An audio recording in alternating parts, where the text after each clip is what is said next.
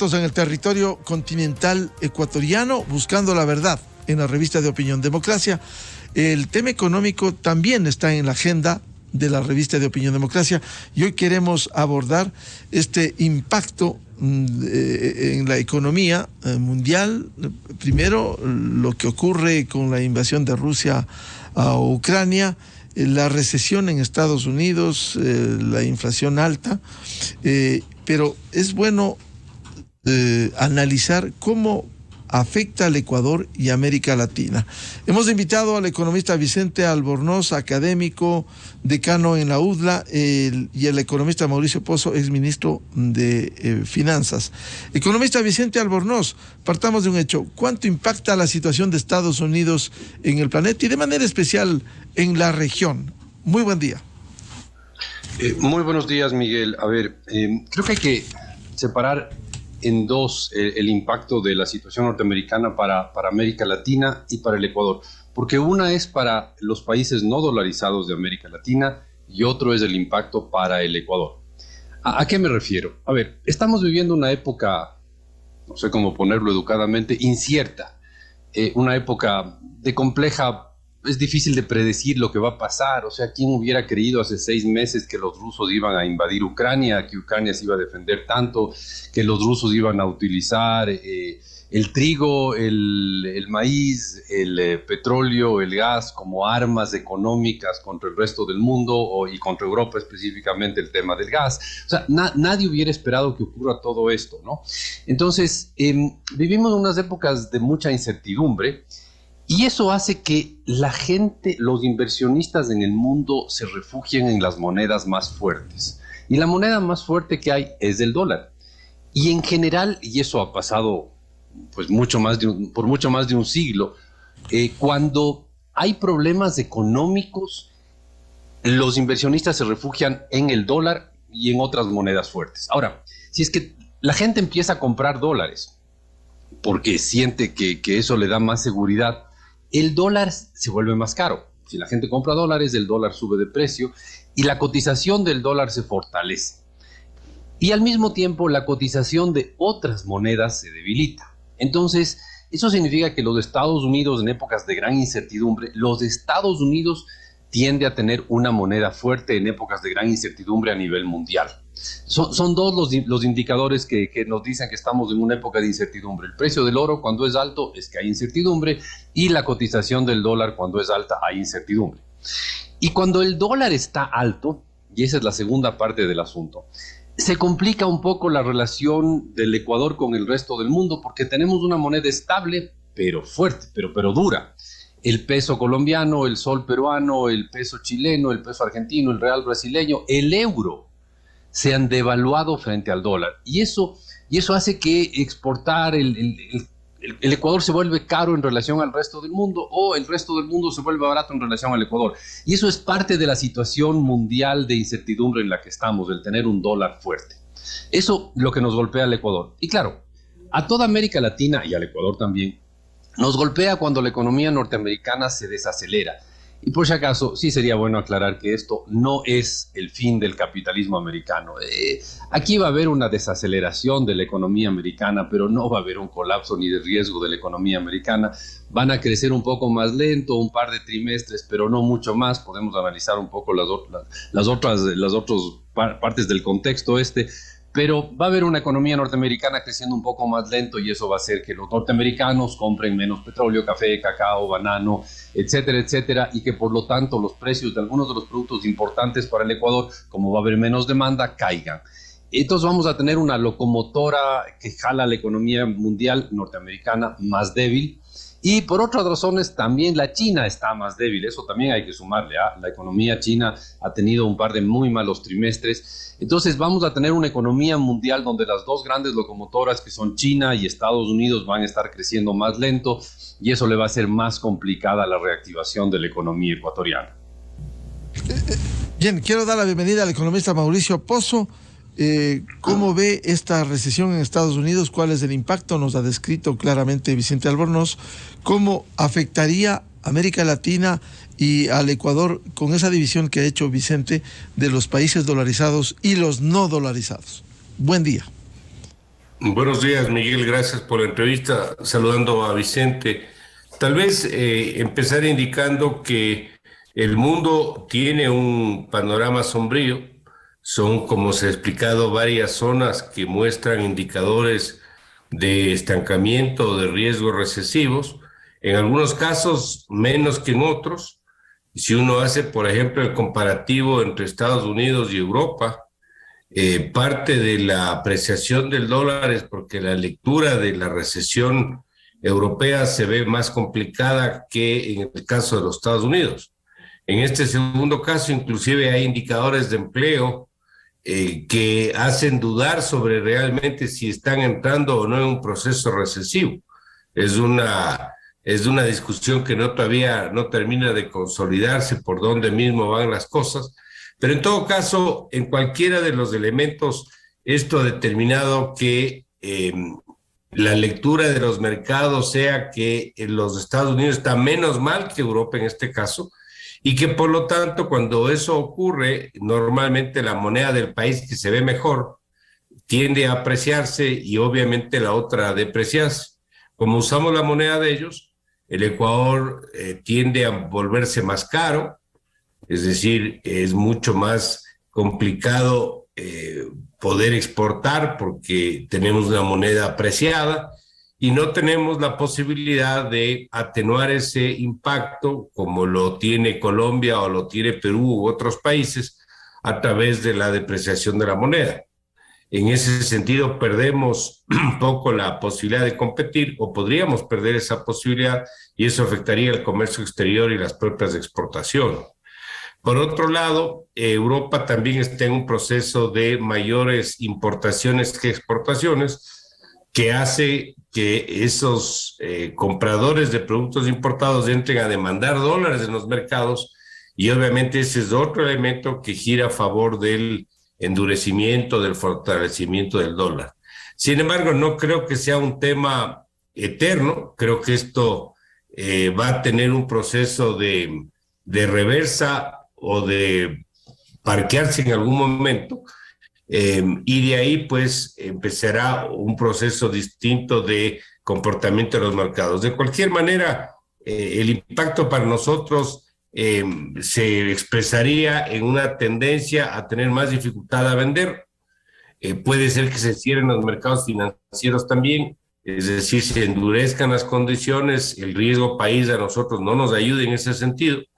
Y asimismo, pues, que el beneficio que hemos tenido de un precio del petróleo más alto también empieza a reducirse, como efectivamente se está viendo en las últimas fechas. Ese es un poquito lo que yo diría se puede anotar respecto a lo que está aconteciendo en la economía internacional y el eventual impacto para la economía ecuatoriana.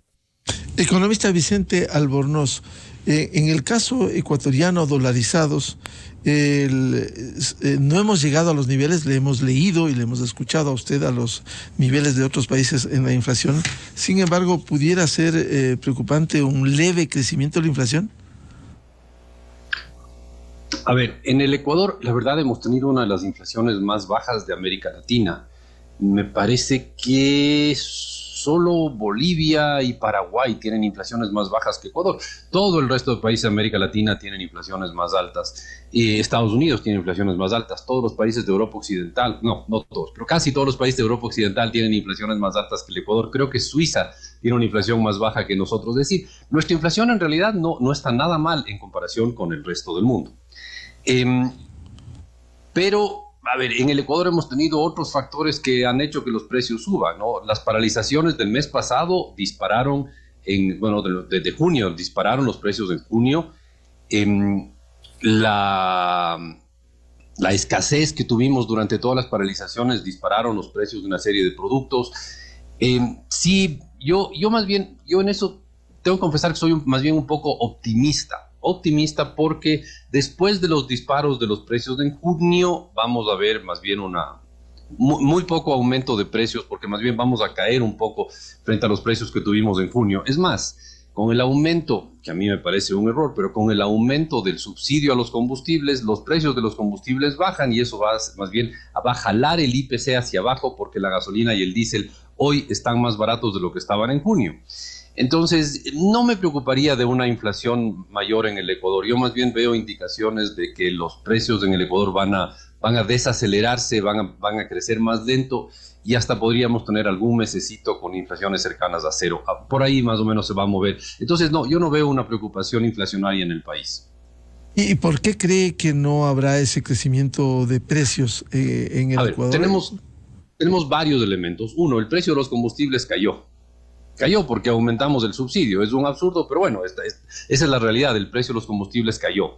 Y algunos productos que estaban empujando duro el IPC hacia arriba, como el trigo y los aceites, han caído en el mercado internacional. Mire, yo sé que a veces uno parece que trajera cosas un poco tiradas de los cabellos, pero hace un tiempo empezaron a salir los buques del puerto de Odessa en Ucrania, cargados de trigo y maíz, están saliendo vía Estambul y están yéndose a todo el mundo. No es que Ucrania nos va a proveer de trigo a nosotros, pero está poniendo una buena cantidad de trigo en el mercado mundial. Por eso el precio del trigo, que tenía alto el precio de los fideos en el Ecuador, podría aflojar un poco y podríamos ver baje un poco la tensión inflacionaria en el trigo, en los fideos, en el pan en el Ecuador y en el mundo, ¿no? En el mundo podría bajar el trigo y lo que se hace con el trigo. Cosas similares podría pasar con el aceite. Entonces, a ver, precio de los combustibles cae, precios de algunos productos tipo trigo o aceites que están conectados con el mercado mundial puede estar cayendo y la escasez que se generó en el mes de junio ya no existe este momento. Entonces, yo en eso sería optimista de las perspectivas inmediatas de precios en el país este mes y los próximos 2 o 3 meses. Yo no me atrevo a hacer una predicción de inflación para un periodo largo de 6 meses o algo así. ¿Qué puede pasar en este país en ese periodo? Economista Mauricio Pozo, ¿cómo ve el tema de la inflación en el Ecuador? ¿Seguirá controlándose o que no nos ocurra lo que sucediera en otras condiciones, en otra realidad con los Estados Unidos? Hace pocas semanas, Miguel y yo había escrito un artículo para la revista Forbes donde hablaba justamente de este tema. Y lo que había explicado es que en una economía sin moneda como la ecuatoriana, la teoría dice que los precios en general deberían tender al nivel de precios y el comportamiento de los precios del país emisor, de la moneda que usamos, en este caso Estados Unidos. Un precio es la tasa de interés. A veces la gente dice por qué las tasas de interés en el Ecuador no son similares o iguales a las de los Estados Unidos. Y la respuesta es porque aquí tenemos un riesgo distinto a ese país y por lo tanto esa distancia es la que tiene el riesgo entre Ecuador, invertir en el Ecuador e invertir en ese mercado. En el caso de los precios en general, del índice general de precios, que es lo que mide la inflación o la variación del mismo, nosotros hemos visto que la inflación de Estados Unidos se ha disparado. Si entiendo, la última información disponible es del 9.1% anual, que es la tasa más alta de ese país en los últimos 40 años probablemente. Pero Ecuador está con una tasa del 4%. ¿Y por qué ha pasado eso? ¿Y por qué tenemos una inflación menor? Por algunas razones. Yo creo que una de las razones es que el Ecuador tiene, como la mayoría de países, lo que se llama bienes que se pueden transar y otros que no se transan, transables y no transables. Los servicios no se pueden transar, entonces usted no puede comparar, por ejemplo, el valor de un arriendo, de un alquiler en el Ecuador con el valor de un arriendo o un alquiler allá. Eso hace que solamente en aquellos bienes que se pueden comercializar internacionalmente habría mayor tendencia a pegarse a los precios internacionales. Primer tema. Segundo, en Ecuador tenemos precios fijos. ¿Qué más precios fijos que el precio de los derivados de los combustibles? Tenemos precios fijos en algunos de la canasta básica, tenemos precios fijos en tarifas de transporte, los mismos salarios son fijos, es decir, algunos de los cuales no hacen posible ese acercamiento al crecimiento de esos mismos precios en la economía norteamericana. Y además tenemos otro elemento, que es que los problemas de desempleo en el Ecuador hacen que haya menos capacidad de demandar. y la demanda, nos guste o no, es una presión inflacionaria o que podría generar una presión inflacionaria adicional. Con todos estos elementos, uno podría colegir que la inflación ha subido en el país, en el Ecuador en las últimas fechas, por el tema que tuvo el comportamiento petrolero, por la paralización que tuvimos durante casi 3 semanas, pero yo no creo que podamos tener la posibilidad de acercarnos a la inflación norteamericana. Tampoco me atrevo a dar pronósticos de cuál podría ser la inflación en un plazo próximo, pero creo que va a ser menor a la inflación de los Estados Unidos y probablemente menor a la inflación actual que hemos tenido. Probablemente hay una tendencia a que los precios crezcan, pero de una manera más lenta. Entonces, eso hace ver que el caso de la inflación, a mi criterio, no es el caso de la mayor preocupación que deberíamos tener en Ecuador. Más bien la preocupación que deberíamos tener es que yo veo riesgos de que la economía no crezca lo que se estaba estimando. Yo ahí sí veo un problema, y también el correlativo al nivel de empleo, que ahí también veo un grave riesgo de que tampoco se alcancen las metas, al menos que el gobierno estaba buscando. A propósito de lo que señala Mauricio Pozo, economista Albornoz, hay muchos desafíos en el frente económico. Uno de ellos tiene que ver con el ambiente laboral, la generación de más fuentes de empleo pleno, que vemos complejo y difícil siendo realistas cuando aquí se ha demandado una reforma laboral y esto decide el sector político, en este caso la Asamblea Nacional. Y hoy vemos muy difícil que pudiera lograrse al menos una reforma mínima. ¿Cómo ve el tema laboral en el Ecuador?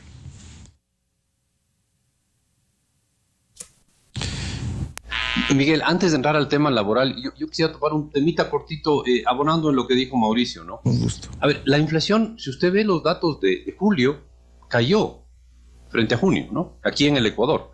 No se olvide que cerramos el mes de junio con una inflación de 4.2 y cerramos el mes de julio con una inflación de 3.8. O sea, no es que se haya desplomado, pero hay una caída. ¿Y por qué es esa caída? Porque cayeron los precios de los combustibles, porque ahora tienen más subsidio y porque se terminó la escasez terrible del mes de junio. Entonces, el tema de inflación para el Ecuador no es un problema. Coincido con usted, Miguel, para el Ecuador problema es el empleo, problema es el mercado laboral. Y sí, tenemos un mercado laboral que es muy gentil, una normativa en el mercado laboral que es muy buena para los que tenemos empleo. Y es terrible para los que no tienen empleo. Es decir, los que tenemos empleo, tenemos un montón de reglas y normas, nos protegen, ¿cómo se llama? Los pagos por despido son altísimos en este país, entonces los que tenemos empleo estamos bien. El problema grande de la normativa que tenemos en este país es los que no tienen empleo.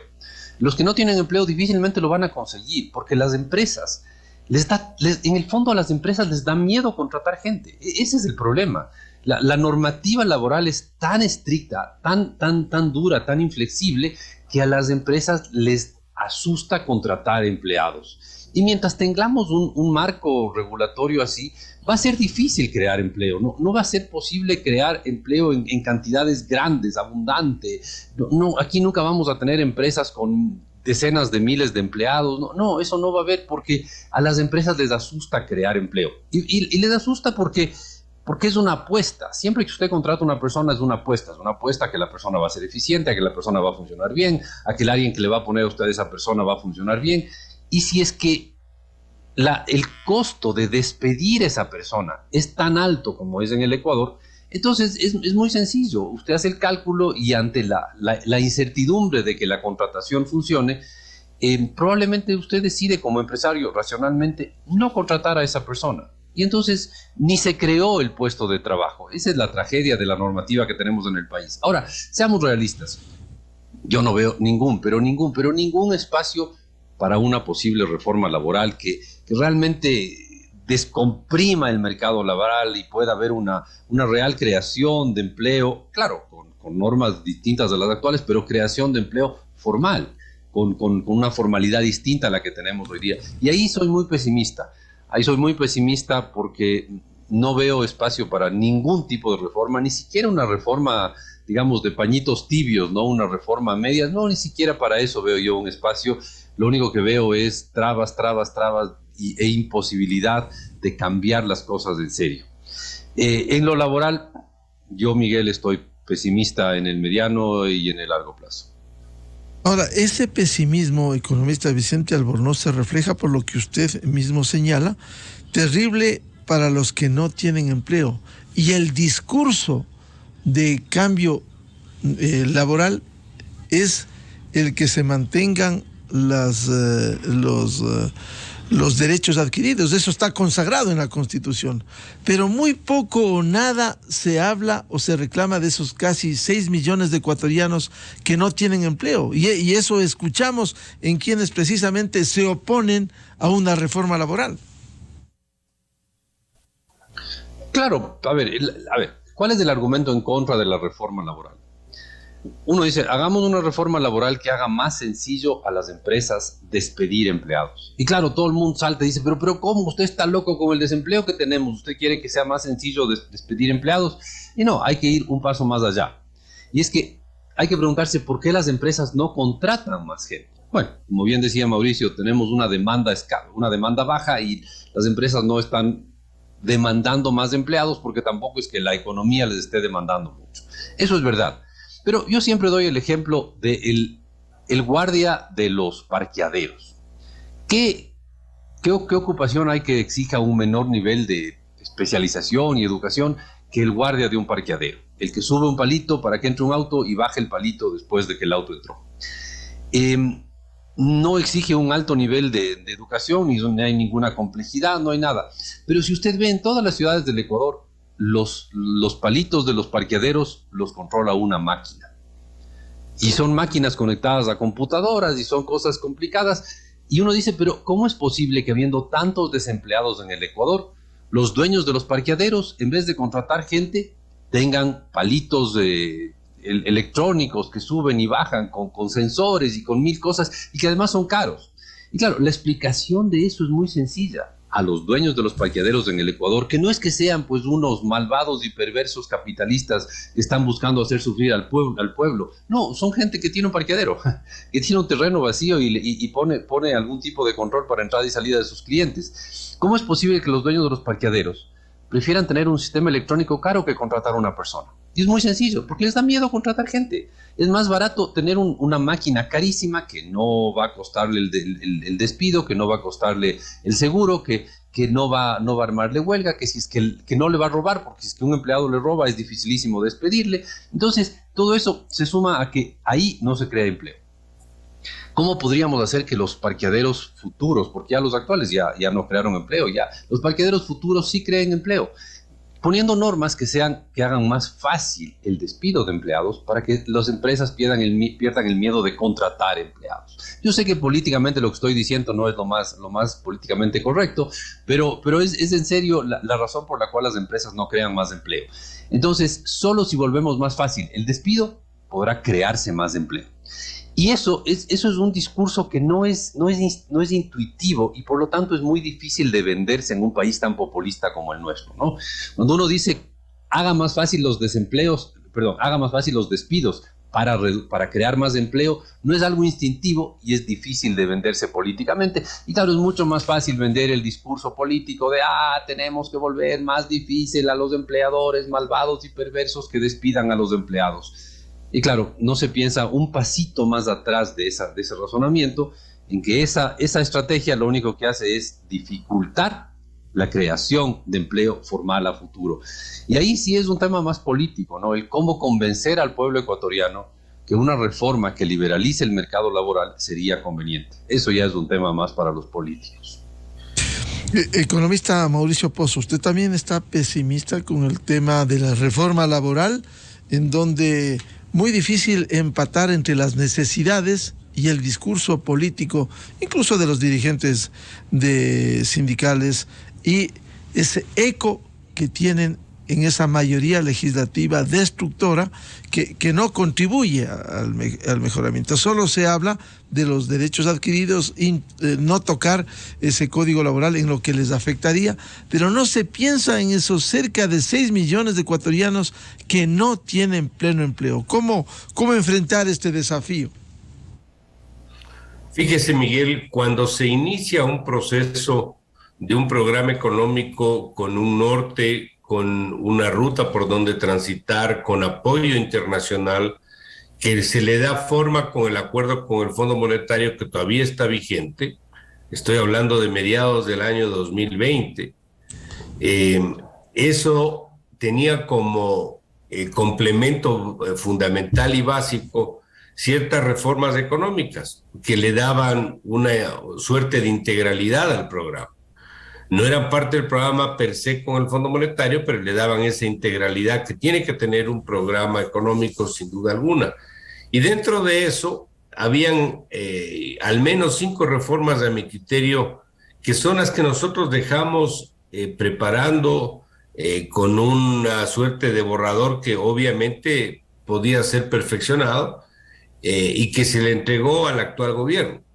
Me refiero a la reforma tributaria que lamentablemente se aprobó en la forma como se aprobó. El tema laboral, el tema pensional de la seguridad social, el asunto arancelario y una reforma al mercado de capitales para mejorar el control del sector. Todas ellas, bueno, no todas ellas, la mayoría de ellas pasan por una ley que tiene que enviarse a la Asamblea Nacional.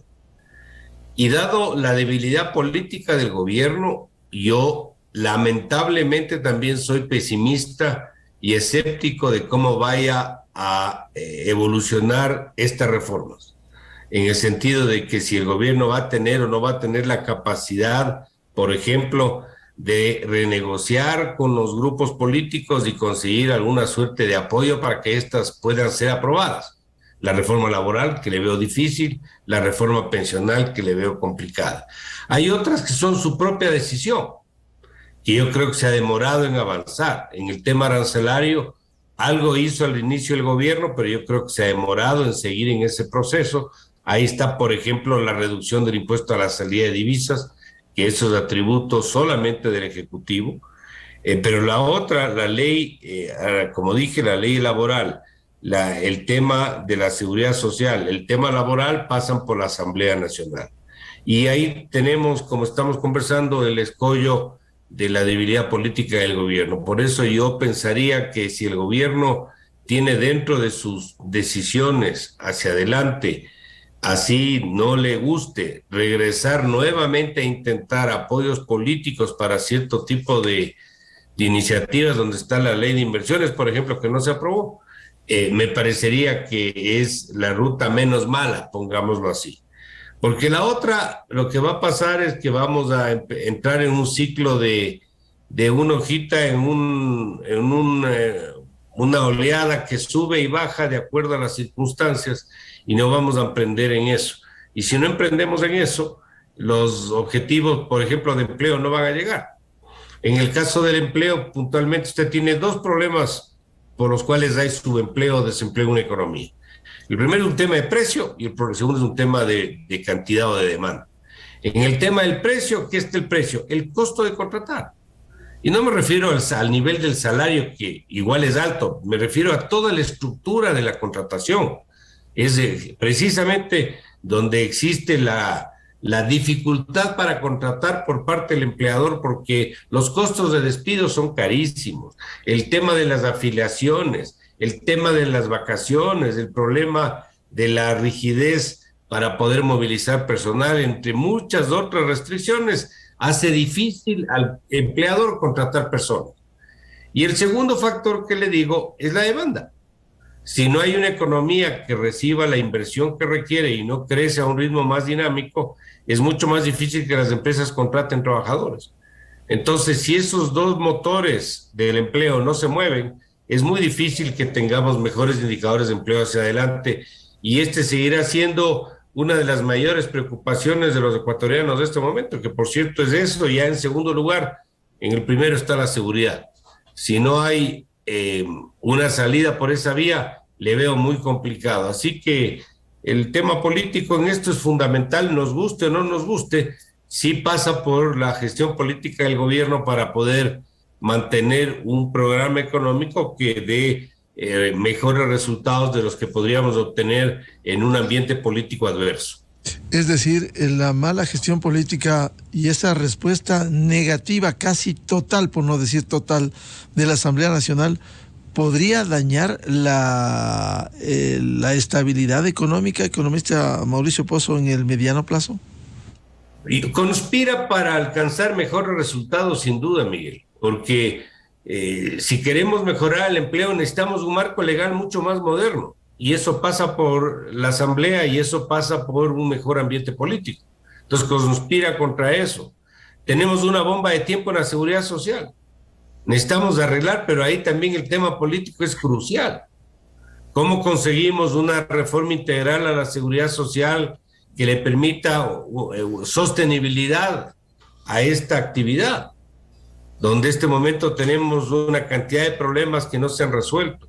Es decir, para responder su pregunta, sí, conspira con la posibilidad de estar en una mejor economía hacia adelante, y obviamente si esto empieza a dar palos hacia atrás de retroceso, podría complicar también la estabilidad.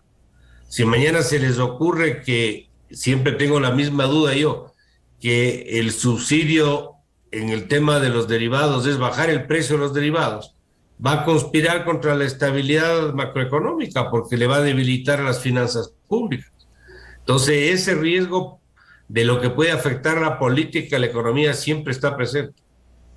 Ahora, a propósito de un tema grande, que no es el de hoy, pero que sí hacer un apunte, economista Mauricio Pozo, el tema de la seguridad social pasa también por un liderazgo político.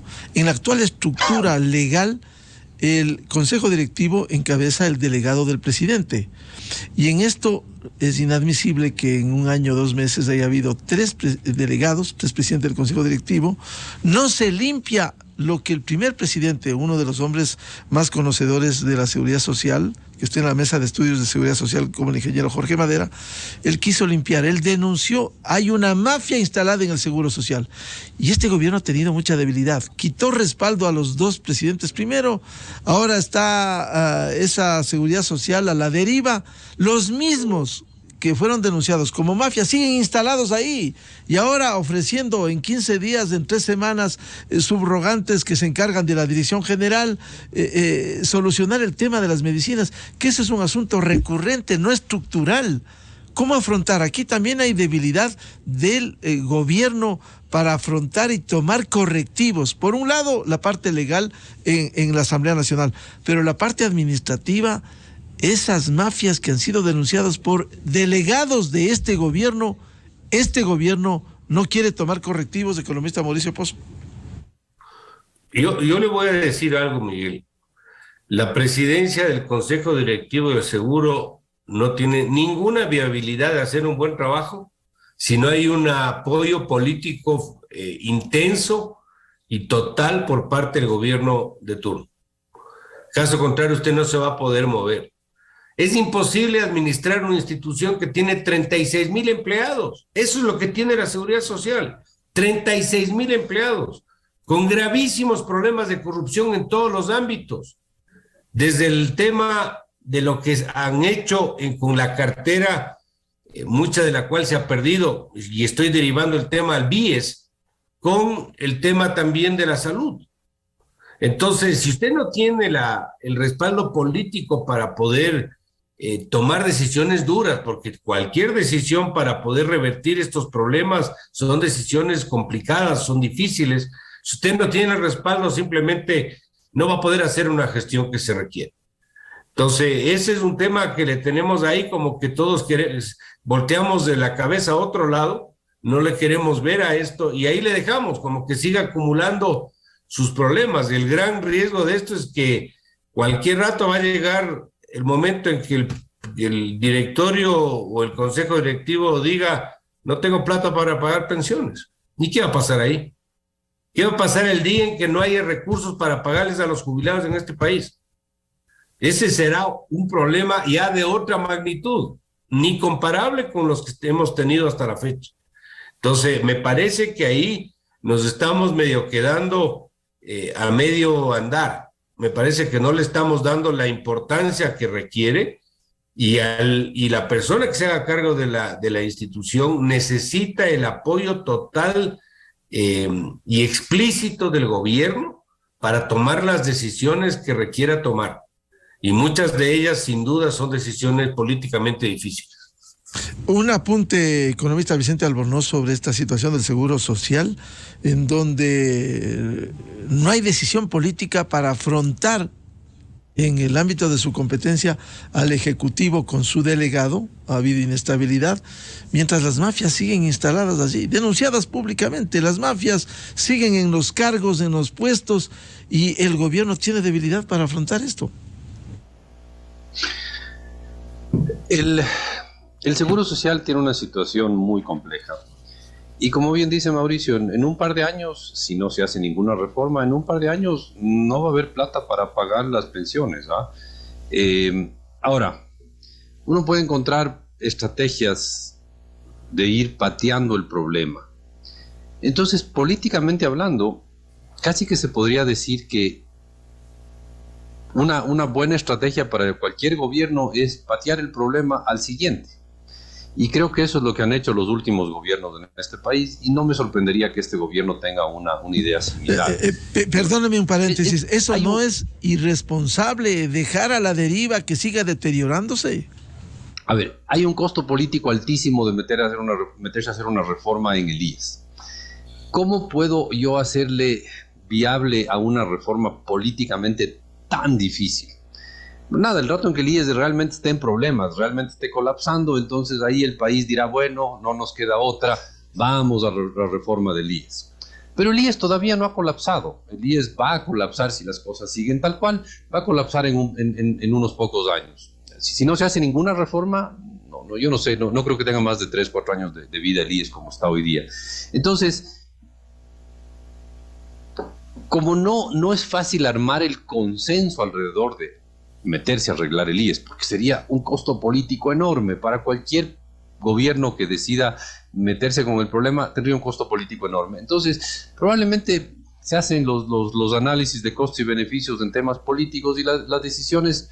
A ver, hagamos un par de arreglitos en este caso, pongamos un par de pañitos húmedos y dejemos que el siguiente gobierno sea el que solucione el problema, porque el siguiente gobierno va a tener primero la desesperación de hacerlo, porque se va a estar cayendo en pedacitos la institución en sus manos, y el país va a ver que hay un problema y va a ser más fácil crear un consenso para arreglar el IES.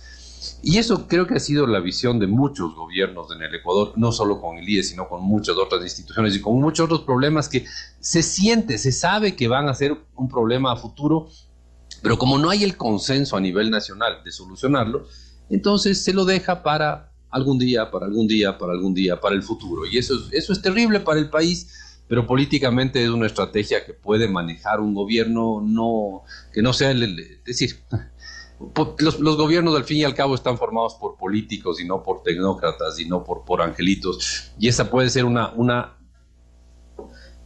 decisión que la tome un gobierno a conciencia, a pesar de los defectos que tiene eso.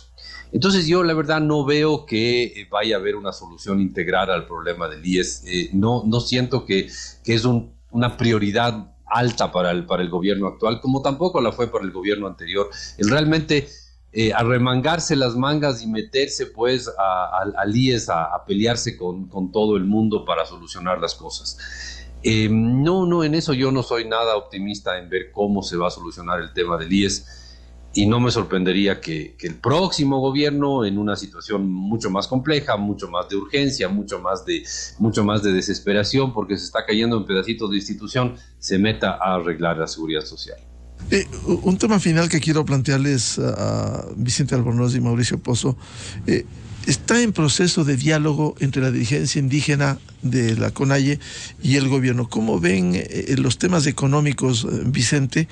Este tratamiento temas complejos, difíciles, cuando hay posiciones emblemáticas radicales, no a la minería, o el congelamiento de los combustibles que se ha logrado, incluso la reducción, pero ¿eso no pudiera afectar finalmente a la economía ecuatoriana, esas posiciones radicales? Bueno, indiscutiblemente, ¿no? Si usted tiene ahí un grupo que dice o ponen controles de precios, que todos sabemos que son inútiles, que no sirven para nada, o pone controles de precios o armo otra paralización, ¿qué nos espera, no? Básicamente, ¿cómo puede la economía crecer en un ambiente así? O me aumentan los subsidios o paralizo la economía, paralizo el país. ¿Cómo vamos a progresar con un ambiente así? Porque además yo creo que el movimiento indígena tiene conciencia de que está pidiendo imposibles. Está pidiendo cosas que es imposible cumplir para que se incumplan, y cuando se hayan incumplido esas cosas, entonces reclamar porque se incumplió. Yo escribí hace un tiempo un artículo que decía: yo sí te pido la luna. Y yo decía, es cuestión de pedir la luna, ¿no? Y ponerle una pistola en la sien a quien usted le está pidiendo la luna y decirle, o me ofrece la luna o le disparo. Bueno, ya, pues yo le ofrezco la luna. El problema es que la luna no puede entregarse, al igual que no pueden entregarse muchas de las cosas que piden los 10 famosos puntos del movimiento indígena. Y no puede haber muchas de las cosas que están ahí ofrecidas. Y por lo tanto está prediseñado el asunto para no cumplirse. Y después vendrá pues la protesta de por qué no se cumplió, por qué fueron unos incumplidos, nos están viendo la cara, bla, bla, bla. Pero en el fondo ese era el objetivo, llegar a una propuesta imposible de cumplirse y por lo tanto tener que denunciar el incumplimiento. Para mí es un tema 99% político, 1% económico. Economista Mauricio Pozo, ¿cómo ve este panorama en los diálogos con esas posiciones radicales, como ha dicho Vicente Albornoz, el control de precios y otros que tienen como decirle no a la minería formal? Yo soy muy escéptico de lo que pueda terminar como resultado de estas mesas de diálogo. Recordemos en primer lugar cuál fue uno de los objetivos finales de la revuelta del año 19. Sacarle del poder al expresidente Lenín Moreno. Y si no, que me digan quién no piensa eso. Ese fue el objetivo. No lo lograron por algunas razones, pero ese fue el objetivo. No me extraña que el objetivo actual sea el mismo. Probablemente el objetivo es el mismo. ¿Y eso qué significa? Que si los 10 puntos que están en el petitorio ese, en las mesas, se cumplieran al 100%, el grupo que está en este petitorio de cosas perdería los argumentos para poder seguir el objetivo que tuvo el 19 y que puede tener ahora también.